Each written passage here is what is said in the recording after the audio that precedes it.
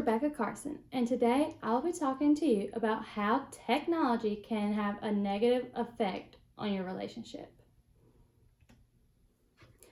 Imagine spending hours getting ready for a date, and once you get to the table, your partner can't look up from their phone long enough to notice what you're wearing. I don't know about you, but I've been in this situation, and it hurts. Over the past few years, technology has grown tremendously. And although that is a great thing, it can also cause problems within relationships. Even though using technology in relationships can help people communicate long distances or pair couples on online dating sites, sometimes technology isn't always the best option due to the amount of stress it can put on our relationship. I plan to discuss the average time spent on social media a day in the United States, how technology can damage and add stress to a relationship, and how using technology in relationships can potentially be dangerous. And lastly, I will discuss counter arguments.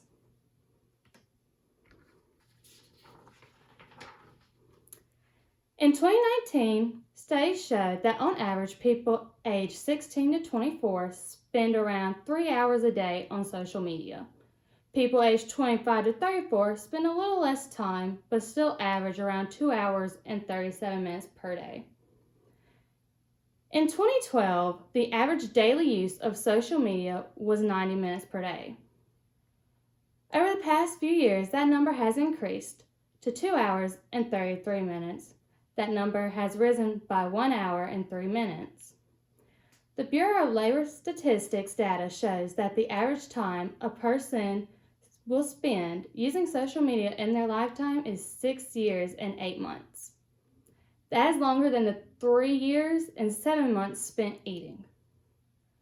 Facebook is one of the most popular social media platforms, which has more than 2.2 billion active users as of 2019.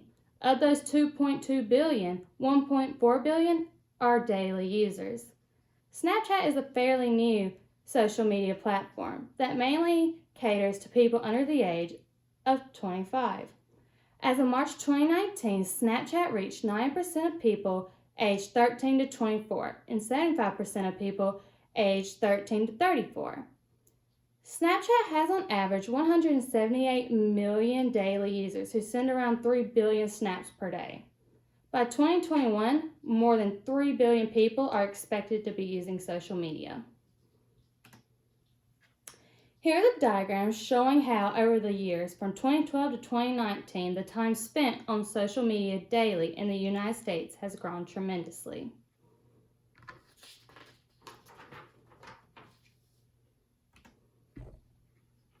Many people believe that technology is stripping away how people connect on a personal level, especially in intimate relationships.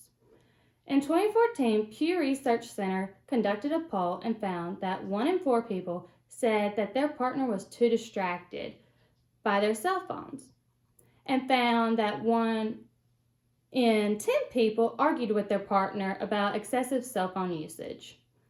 Technology is a huge distraction and can even lead to anxiety and depression if someone is disconnected. A 2014 study showed that after 10 minutes of being disconnected from their cell phones, heavy users indicated higher anxiety levels than those who were moderate users.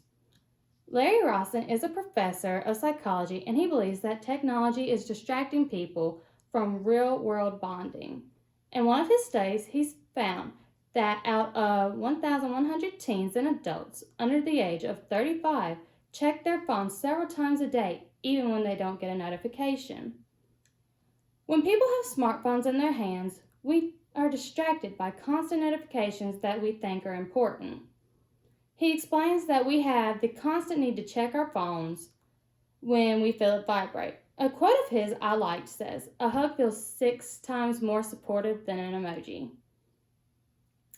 Cheating has become a big problem within relationships due to the increased use of technology.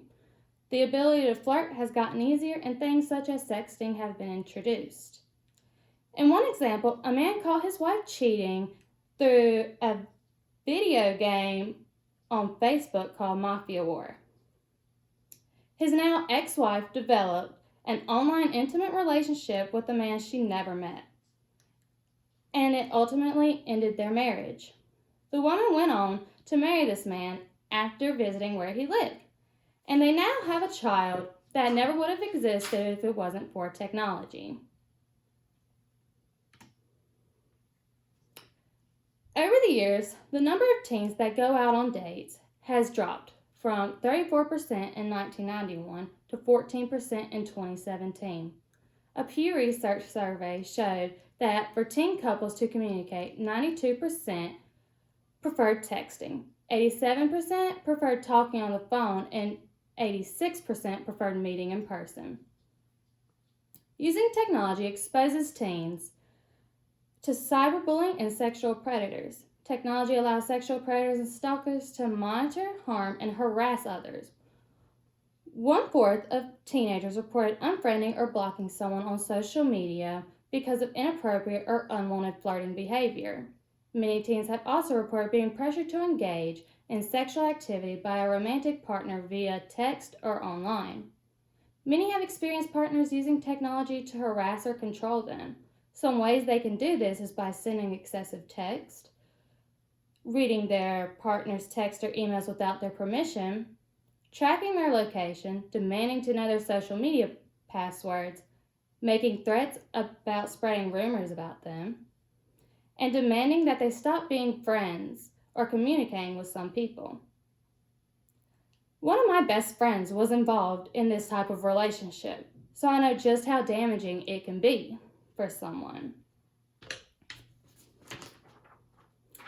Online dating can also cause a problem because some people aren't always who they say they are, which is known as catfishing. This can be very dangerous. This can be a very dangerous situation because if you aren't careful, you might decide to meet up with someone who is seemingly nice but are actually quite dangerous. In some aspects, technology can be beneficial in relationships, like with online dating. One example is Haitham El-Hoa, who has a stutter and says that he prefers to meet women online because he finds it easier. He mentioned how when he is online, he has the opportunity to think about what he wants to say next, which in turn makes him more confident. In a quote, Michael Ogia says, "Well, there's much more flexibility and freedom. You don't have to go to a restaurant or movie theater or mall. You just talk online. It can help you really get to know one another."